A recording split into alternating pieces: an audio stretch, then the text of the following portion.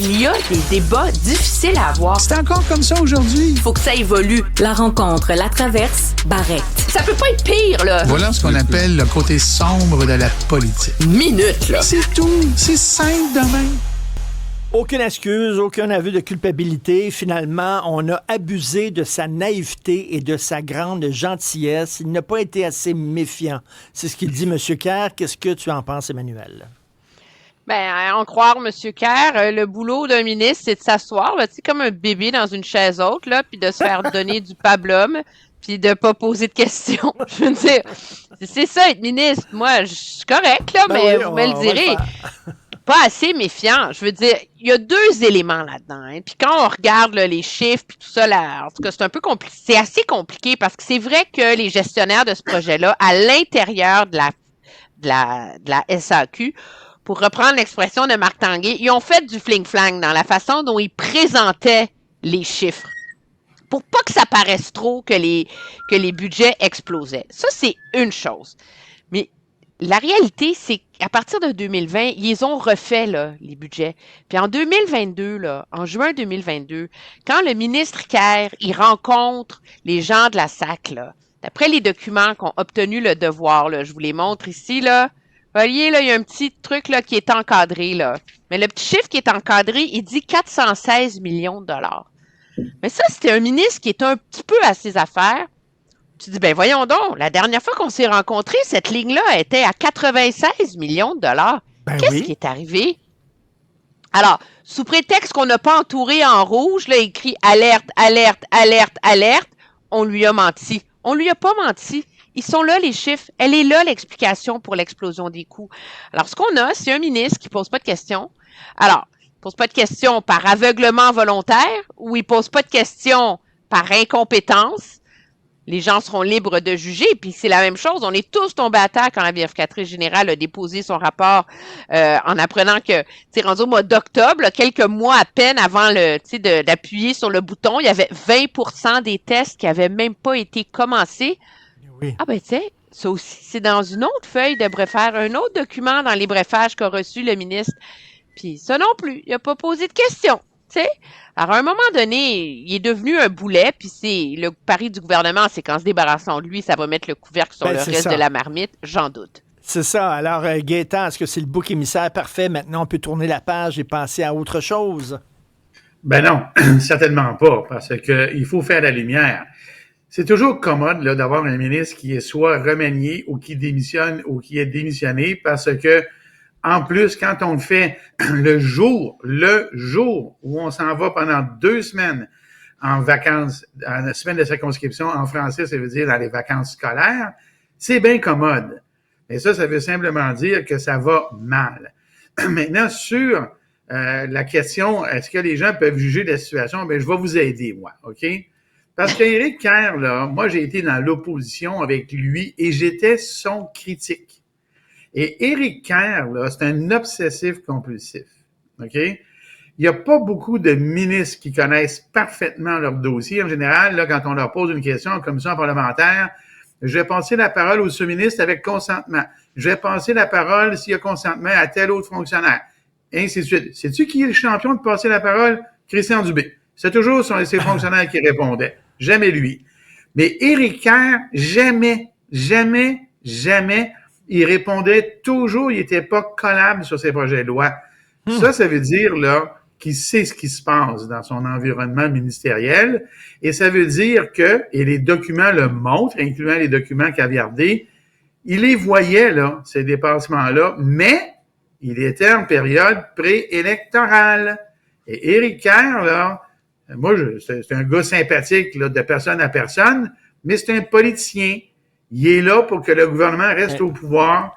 Et dans la période où il était, il a espéré que ça allait passer sous l'écran radar, d'où la manœuvre du fractionnement des dépassements pour ne pas qu'il y ait d'appel d'offres publics, parce que comme ça, il passait les élections et tout le monde était content. Là, aujourd'hui, malheureusement, pour lui et pour le gouvernement, il y a une vérificatrice générale qui, comme toujours, fait son travail, sort des choses, mais la VG, c'est pas une juge, là. Elle peut pas nécessairement mettre le doigt sur tout. D'où la nécessité d'aller plus loin. parce qu'il n'y a pas juste Éric Kerr dans ce dossier-là. Là. Ben, c'est ça.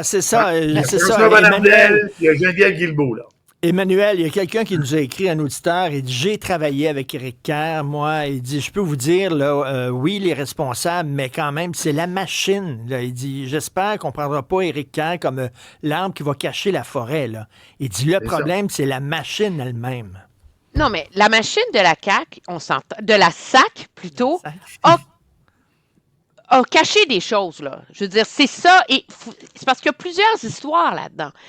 Ce que la vérificatrice générale a mis au jour, c'est les stratagèmes, objectivement, qu'ont utilisé les hauts dirigeants de SACLIC pour faire passer sous le radar le plus longtemps possible les dépassements de coûts, les problèmes, etc., jusqu'à ce qu'il soit trop tard et on soit finalement obligé de leur débourser 222 millions pour essayer de se rendre au bout, puis qu'après ça finisse par coûter encore plus cher parce qu'il y a des choses qu'on n'avait pas calculées.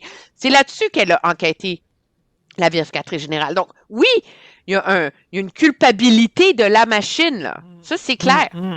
L'autre histoire, c'est la responsabilité de la classe politique. Et là-dessus, il faut être clair.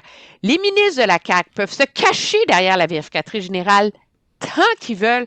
Elle n'a pas enquêté sur qui savait quoi. J'ai pris la peine de rouvrir son rapport aujourd'hui, puis j'ai cherché le mot « ministre » n'apparaît pas une fois. Le mot « politique » n'apparaît pas non plus dans le sens de la classe politique. Le mot « gouvernement » n'est pas là. Elle n'a pas enquêté là-dessus. Et c'est ça qui coûte sa job au ministre Kerr aujourd'hui, c'est le fait que lui, comme ministre, n'a pas surveillé ce qui se passait dans sa machine. Que lui, comme ministre, a écouté Gaétan, a fait preuve d'aveuglement volontaire. Tu sais, genre, je le vois, je dirais pas, dou. Et à ce chapitre-là, c'est sûr que ses autres collègues ministres sont aussi dans l'eau chaude pour une raison très simple. Si M.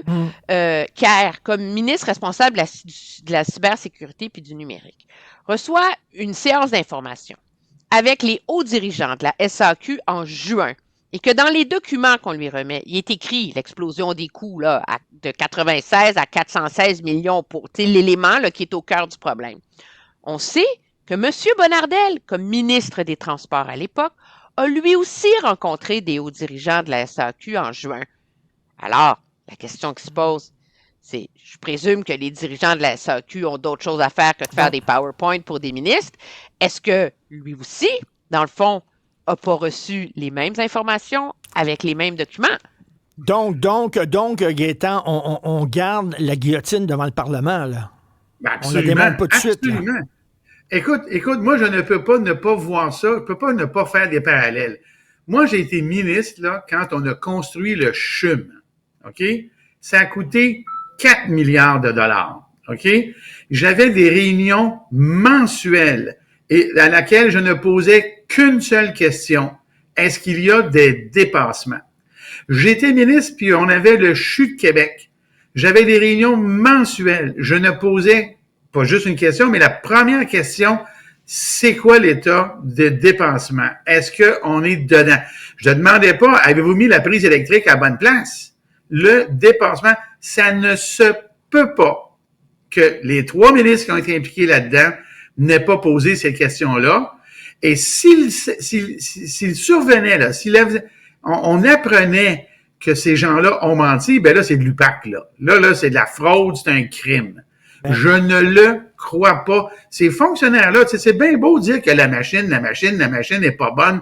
C'est des fonctionnaires. Mais minute, là, c'est pas vrai que ce monde-là, là, j'ai pas vu ça, moi, dans le gouvernement, quand j'étais là.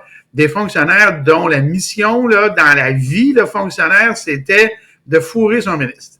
Mentir, de tout cacher. J'ai pas vu ça. C'est vrai qu'il y a une chose qui est vraie, Richard. Toutes les informations ne se rendent pas au ministre. Ça, c'est vrai. C'est normal.